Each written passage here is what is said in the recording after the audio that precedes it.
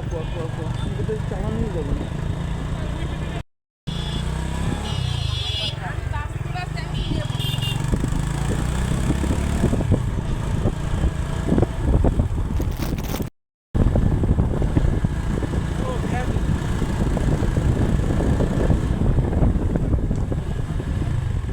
কথা বলবো না। দর্শক বন্ধুরা আসসালামু আলাইকুম।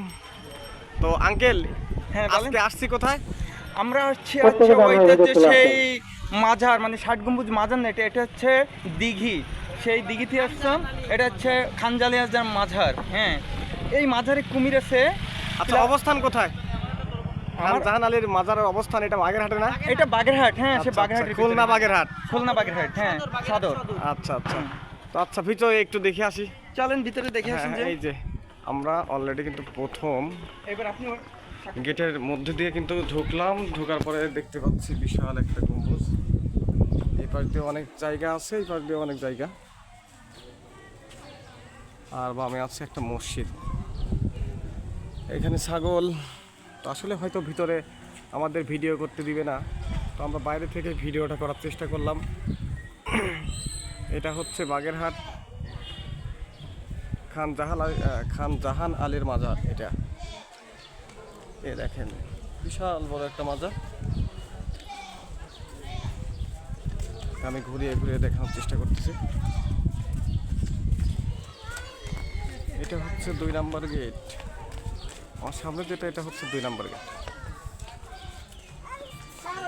তারপরে ব্যাক সাইডে এটা একটা গেট। তো চারিদিকে এরকম ছোট ছোট গেট আছে। তো আমাদের সামনে আমাদের দিয়ে ভাইয়া দেখাতে। ভাইয়া, হ্যাঁ, কেমন আছেন? ভালো আছি ইনশাল্লাহ, আলহামদুলিল্লাহ।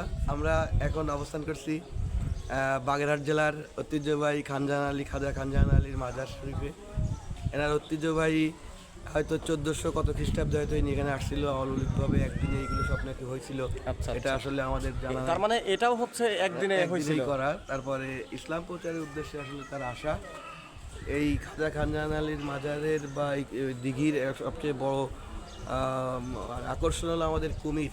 কালা পাহাড়, ধলা পাহাড়। এটা কি কুমির কি দেখা যায় এখানে? অবশ্যই দেখা যায়। এখন পাশে কুমির ওঠে, তখন আমরা দেখি ডিম পাড়ে, বাচ্চা দেয়। এখানে অনেক কুমির আছে এখন, কিন্তু আসলে যে খাজা খানজাহান আলী অরিজিনাল কুমির সেটা মারা গেছে। কালা পাহাড়, ধলা পাহাড় নাম ছিল। সেটা আমাদের প্রত্নতত্ত্ব বিভাগে জাদুঘরে আছে রাখা। আর এটা আসলে ওই ইতিহাস বলতে গেলে অনেক কিছু বলতে হয়। বিশেষ করে উনি ইসলাম প্রচারের উদ্দেশ্যে থেকে এখানে আসে। সে দীর্ঘদিন এখানে ইসলাম প্রচার করে। ইসলামের ধারক বাহক এখানে যে আছে তাই তারই মাধ্যমে প্রচার হয়। এটাই আসলে আমাদের মর্মকথা। তো দর্শক বন্ধুরা, এবার একটু বাইরের দিকে যাই। এখানে যে বললো যে একটা দিঘি আছে, এই যে দেখতে পাচ্ছি বিশাল বড় দিঘি।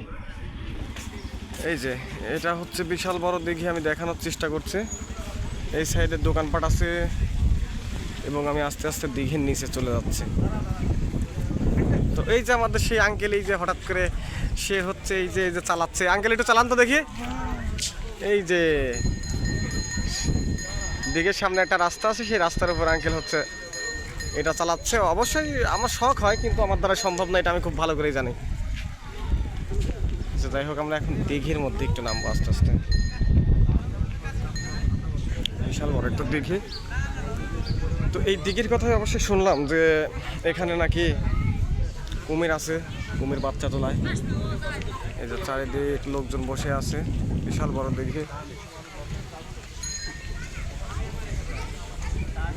তো আমি আর নিচে না যাই, আমি উপরের দিকে একটু হাঁটাহাঁটি করি। এবং সুন্দর একটা জায়গা, কিন্তু ছবি উঠানো এই সেই ঐতিহ্য মাজার। এটা এখানে কুমির ছিল, কুমির এখনো আছে মনে হয়। কুমির কি খায়? কুমিরে বড় তাজা তাজা মোরগ খায়, মানসিক করে মানুষে। তারপর হচ্ছে মাছ এনে দেয়, তাও খায়। ঠিক আছে। আর অনেক আগে আমি শুনছি যা মানুষে নাকি নিয়ে গেছে। এটা আমি দেখিনি অবশ্যই, মানে কানে গল্প শুনছি। আর আমি শুনলাম যে কুমির হচ্ছে সিমেন্ট, বালু, খোয়া, তারপরে ইট, তারপরে হচ্ছে গাছপালা, নদী নালা, পাহাড় পার্বত, এই সবগুলি নাকি খায়। না না, কুমির একটা হচ্ছে খুব একটা জীবনী, শক্ত জীবনী, মানে আসলে একটা প্রকৃতি। ওটা মানে আমরা বলবো কি, ওর খুব নিঃশ্বাস অনেক সময় ধরে রাখতে পারে ও, আচ্ছা, দীর্ঘ আচ্ছা। সময় পানিতে ও থাকতে পারে। কুমির। এক নিঃশ্বাসে সকালে ডুবাবে, সন্ধ্যার সময় উঠতে পারে। ওর এতখানি নিঃশ্বাস, ওর ফুসফুসি এত শক্ত ধরনের। ও আচ্ছা আচ্ছা। আঙ্কেল আপনার অনুভূতি কি? আমার অনুভূতি হচ্ছে আসলে কি আর বলবো, আসলাম মাজারে ঘুরতে, অনুভব করছি, আনন্দ পাচ্ছি। তারপর হচ্ছে কত আসলে প্রকৃতি আমি যে দেখলাম, আমার মনটা ভালো লাগছে আর কি। আচ্ছা আচ্ছা, আপনার ওইটা চলাই নিয়ে যে আমার ভালো লাগতেছে, ওকে, থ্যাংক ইউ। তাহলে আপনি চলান, আমি খালি আপনার পাশে ঘুরি। আমার পাশে আপনি ঘুরবেন? হ্যাঁ, আনন্দ পাবেন? আনন্দ পাচ্ছি। হ্যাঁ? হ্যাঁ আচ্ছা ঠিক আছে, আচ্ছা, আপনি চালান। চালাবো? হ্যাঁ, জোরে জোরে চালাবেন। জোরে জোরে? হ্যাঁ।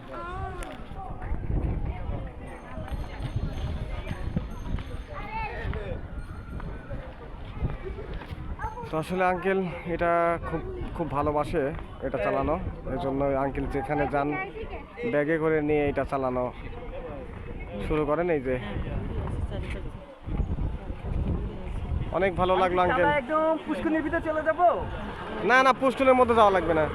হ্যাঁ, পুষ্করের মধ্যে মজা হবে, সিনারি হবে, তারপর হচ্ছে মনে হবে যেন কত সুন্দর চালাইতে পারি, এর ভিতরে চালাই। না, আমি চাই না যে আঙ্কেল আমার হচ্ছে ওই নদীর দিঘির কিনারে যাক আর হচ্ছে কুমির টাইনে নিয়ে চলে যাক। না না না, আমিও চাই না। আমার বাচ্চা আসলে বিয়ে করছি তো, বাচ্চা কাচ্চা আছে, তারপর তারা দেখা গেল অনাথ হয়ে গেল। আমি জি, জি। এটাও চাই না। আমি একটু ভালোভাবে আসলাম, ভালোভাবে যাতে ফিরে যেতে পারি, এটা কামনা করতেছি আর কি। জি জি, সেটাই সেটাই। দর্শক বন্ধুরা, এইভাবেই হচ্ছে দেখেন অনেক মানুষজন আসছে দেখতে দূর দূরান্ত থেকে। তো আসলে আমিও আসলাম, কারণ যেহেতু খুলনাতে আসছিলাম, তো আসার পর এখানে হঠাৎ করে আঙ্কেলরা বললো যে খাজা খান জাহান আলী মাজারে চলো যাই দেখে আসি, তো এই জন্যে আসলাম। তো অবশ্যই এসে আমার অনেক ভালোই লাগলো। তো এতটা ভালো লাগলো আসলে বলার ভাষা নেই আমার। তো আমি আশা করি যে যারা বাংলাদেশের মধ্যে আছেন অবশ্যই আসবেন, এগুলা ভ্রমণ করবেন। ভ্রমণ না করলে কিন্তু আসলে ভালো লাগে না। তো যারা ভ্রমণ পছন্দ করেন, অবশ্যই ভ্রমণ যারা পছন্দ করেন তারা আসবেন, এসে নিজ চোখে দেখবেন। তো আমাদের এই ব্লগটি কেমন লাগলো, যদি এতটুকু ভালো লেগে থাকে লাইক কমেন্ট শেয়ার করে চ্যানেলটির পাশে থাকবেন। সে পর্যন্ত ভালো থাকবেন, সুস্থ থাকবেন। আল্লাহ হাফেজ।